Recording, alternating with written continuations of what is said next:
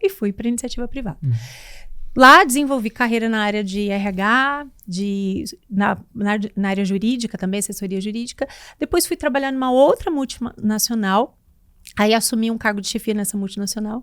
E aí, Ivan, eu trabalhava assim, loucamente. Eu tinha hora para entrar, mas não tinha hora para sair, né? Mas gostava do trabalho, daquela loucura e tal. Até que o que fez a chavinha virar. Eu tive meu primeiro filho, o Davi.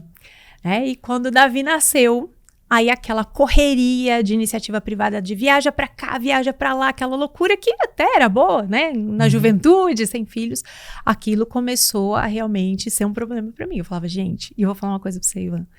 Eu gosto de ser professora, eu gosto de trabalhar no Ministério Público, eu gosto de música, mas tem uma coisa que eu gosto de verdade, é de ser mãe. Mais do que tudo. Que legal. Gosto de tudo isso, mas a maternidade, eu falo assim, se tem algo que eu nasci pra fazer, é ser mãe.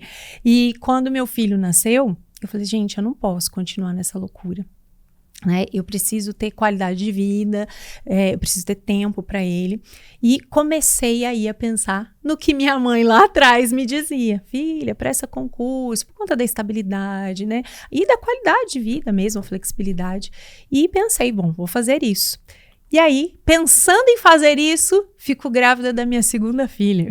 Nossa! Aí fiquei grávida da Rafaela logo na sequência, eles têm 1 ano e meio de diferença. Eu falei, bom... Agora é concurso Agora mesmo. eu tenho 2 motivos, né? Dobrou. Mas muitos me achavam louca, porque eu falei, como é que você vai pedir demissão de um cargo, né? Eu senti uma remuneração muito boa na época, ela vai pedir demissão com 2 filhos pequenos para começar a estudar para concurso.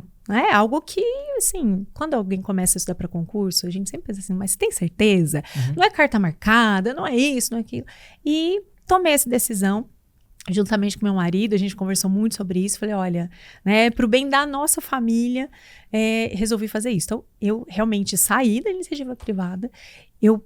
Na verdade, eu comecei a estudar na licença maternidade. E você imagina a loucura. Eu tinha um bebê, né? Eram 2 bebês. Uma que tinha acabado de nascer, né? E o outro com 1 aninho e pouco. Estava amamentando. Amamentando. O Davi era um bebê ainda também, né? Então, com 2 crianças pequenas, não dormia à noite, porque a minha filha do meio, a Rafaela, ela assim, não dormia à noite.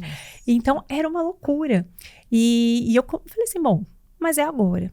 Eu até digo sempre para os alunos assim, né? Tem gente que fica esperando. Tô esperando casar para prestar concurso, tô esperando isso para... Gente, o momento de prestar concurso é o momento em que a gente encontra um motivo que é realmente relevante para a gente e a gente se convence que aquilo é o melhor. E não importa o que esteja acontecendo à nossa volta, porque... De verdade, a gente nunca vai estar 100% com tudo, não é? Não vai estar tudo na nossa vida. Olha, vida financeira ok, família ok, é hora de prestar concurso. Não. Aliás, até o contrário, né? Muitas vezes a gente presta concurso para resolver a vida financeira, a vida familiar, muito disso que você está falando. Você pensou no concurso até como uma saída para resolver a sua vida familiar. Ali o lance da estabilidade, de poder ficar mais com os filhos. Mas então, esse é legal, né? Eu tava conversando, a gente fez um podcast com o Wellington. Inclusive, se você ainda não assistiu o podcast com o Wellington, se inscreve no canal, ativa o sininho para você receber a notificação desse podcast. Muito legal, Wellington, nosso aluno da Brabo, aprovado em 4 concursos, não perde esse episódio. E eu tava falando com ele sobre esse lance de, as pessoas dão muita desculpa, né, para fazer concurso público. Então a gente já quebra o mito de, nossa, mas eu sou mãe, eu nunca vou ser aprovado em concurso público. Eu já tenho filho, eu não vou conseguir estudar para concurso. Então, é sim possível ser aprovado em concurso público e lidar com a maternidade ao mesmo tempo. Sim. Fácil? Não. Não, claro que não. De não. jeito nenhum, né? Até porque nós temos aqui na Brabo várias alunas que são concurseiras e que são mães, e a gente até tem uma identificação. Eu recebo muita mensagem de concurseira mãe falando, olha, porque a gente tem assim um sentimento de culpa terrível. Mãe, olha, se tem uma criatura para ter sentimento de culpa na vida, é mãe. É mãe? Por quê? Porque assim, você tá estudando, aí você fala, meu Deus, eu tinha que estar com os meus filhos, né? Aí você tá com os filhos, você fala, eu tinha que estar estudando. Sempre então a gente fica sempre, né? Mas eu sempre pensava o seguinte, né? Foi um grande desafio, os 2 eram muito pequenos. Eu falei, bom, primeiro, que o grande motivo são eles mesmos, né? De buscar isso.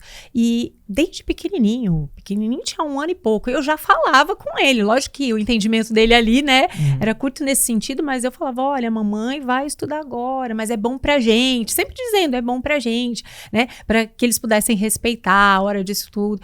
Tinha dia que eu programava para estudar e não tinha como, porque um ficava doente. Então, assim, ser mãe e concurseira é um desafio, porque você tem que contar com vários obstáculos, vários imprevistos. Então, a gente tem que aprender o seguinte, tudo bem, hoje não deu, mas amanhã eu recomeço. O que não pode é parar de vez, né? E eu pensava o seguinte, eu falava assim, olha, pode ser que o meu tempo prestando concurso, estudando, seja maior do que outra pessoa que não tem filhos e que vai ter tempo para estudar. Mas nós vamos chegar lá do mesmo jeito. Sim. Então, o que pode separar uma pessoa que tem filhos, eu não digo só as mães, hoje a gente tem vários concurseiros pais que, né, ajudam tanto com os filhos e tal, e a gente sabe que ficam aí, né, nesse dilema mesmo. Mas eu sempre pensava o seguinte, pode demorar um pouco mais, mas a gente vai chegar, né? Vamos chegar no mesmo lugar. Então, eu acho que estabelecer as coisas dentro de casa, né? Quem tem filhos maiores, conversar com os filhos sobre o benefício que é estar estudando, né? Isso ajuda muito. Eu sei que nem todo mundo tem apoio, né? Eu tive aí a sorte, a graça de... O meu esposo, ele é concurseiro também, agora não mais, que agora ele é concursado também. Ele trabalha na Procuradoria da Fazenda, então ele entendia muito isso, né? E sempre me deu, assim, muito suporte para isso. Embora também era um suporte que, né, limitado, porque ele trabalhava o dia inteiro, então, mas aquilo que ele podia, ele sempre fez. Mas eu sei que tem muita gente que não conta com esse suporte. O que vai acontecer? Vai deixar de passar? Não vai deixar de passar. Talvez demore um pouco mais, né? Porque tenha menos... Exatamente. Professora, uma questão, eu acho muito legal isso aí das pessoas que estão à sua volta, porque às vezes o concurso público é o seu sonho, mas as pessoas não necessariamente sonham junto com você, às vezes até é um lance complicado. Por exemplo, a minha história, né? Eu estava estudando para concurso público e minha namorada, ela não é do ramo do concurso, enfim, ela não entendia muito bem isso. Para ela ficava com ônus, ela ficava menos tempo comigo, ela me via menos, porque eu estava estudando para concurso.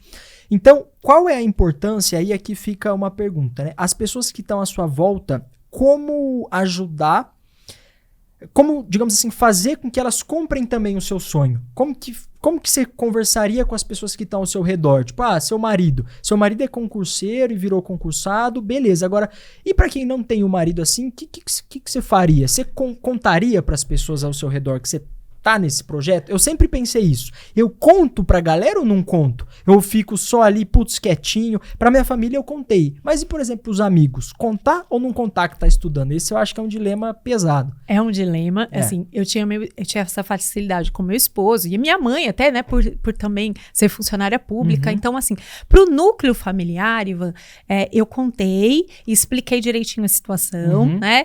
Nem todos entendem. Às vezes um irmão, né, sogros que estão ali, e de repente faz, puxa, né? Se bem que meus sogros também são maravilhosos, não posso reclamar disso, não. Não posso falar mal de sogro e sogra aqui, porque, olha, fui abençoada. Mas às vezes as pessoas que estão próximas, elas não entendem mesmo. Exato. Então, assim, mas o núcleo familiar, eu acho interessante a gente contar. Ainda que você fale, poxa, não vão me apoiar. Por quê? De uma forma ou de outra, a gente vai precisar do apoio deles. Principalmente quem tem filho. Às vezes você precisa, né? Que ajude com a criança. Então, o núcleo familiar, as pessoas que realmente estão perto com você, que moram com você. Porque dessas não tem como a gente, né, ocultar isso. Porque o estudo vai fazer parte da nossa rotina. Então, algumas renúncias, algumas ausências, elas não vão ser compreendidas se você não falar nada. Mas eu sempre fui do partido que você não precisa falar para muita gente também. Eu tô nesse time também.